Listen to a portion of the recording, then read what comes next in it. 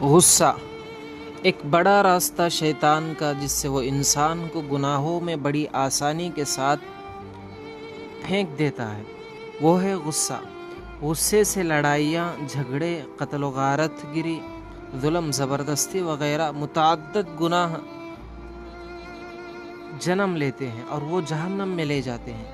حدیث میں ہے کہ رسول اللہ صلی اللہ علیہ وسلم نے فرمایا، ان الغضب من الشیطان وان الشیطان خلق من النار وانما تطفأ النار من الماء فاذا غضب احدکم فلیتوضأ۔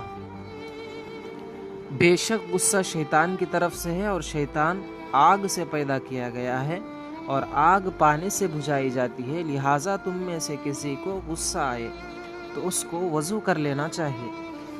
حضرت ابو سعید خدری رضی اللہ عنہ سے ایک حدیث میں مروی ہے کہ اللہ کے رسول صلی اللہ علیہ وسلم نے خطبہ دیا اور اس میں ایک بات یہ بھی فرمائی، خبردار کہ بلا شبہ غصہ ایک انگار ہے جو ابن آدم کے اندر بھڑک اٹھتا ہے، کیا تم اس کی آنکھوں کی سرخی اور رگوں کے پھولنے کو نہیں دیکھتے؟ علامہ غزالی رحمہ اللہ اور ابن حجر مکی رحمہ اللہ وغیرہ نے لکھا ہے کہ بعض انبیاء نے ابلیس سے سوال کیا کہ تو انسان پر کس چیز سے غالب آتا ہے؟ تو اس نے کہا کہ میں انسان کو غصے کے وقت اور خواہش میں مبتلا ہونے کے وقت پکڑتا ہوں، یعنی اس پر غالب آتا ہوں۔ اور لکھا ہے کہ ایک راہب کے سامنے ابلیس ظاہر ہوا تو اس نے پوچھا کہ انسان کا کون سا خلق صفت تجھے تیرے کام میں مدد پہنچاتی ہے؟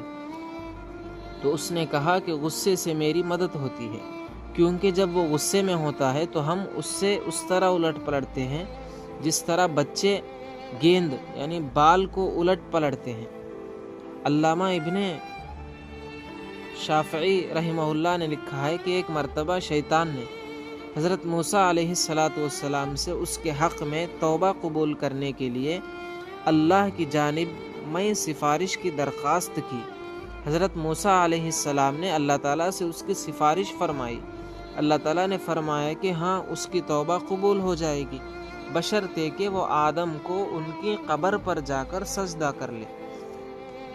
حضرت موسیٰ علیہ السلام نے اس کو یہ بات بتا دی، مگر وہ غصے میں آ گیا اور کہنے لگا کہ میں نے تو آدم کو ان کی حیات میں سجدہ نہیں کیا، اب قبر پر کیسے کروں گا؟ لیکن آپ نے میری جو سفارش کی ہے اس کا مجھ پر حق ہے، لہٰذا 3 موقعوں پر مجھے یاد کر لے، کہیں ان موقعوں پر میں آپ کو ہلاکت میں نہ ڈال دوں۔ نمبر 1، غصے کے وقت مجھے یاد کر لے، کیونکہ میں آپ کے اندر اس طرح دوڑتا ہوں جس طرح خون دوڑتا ہے۔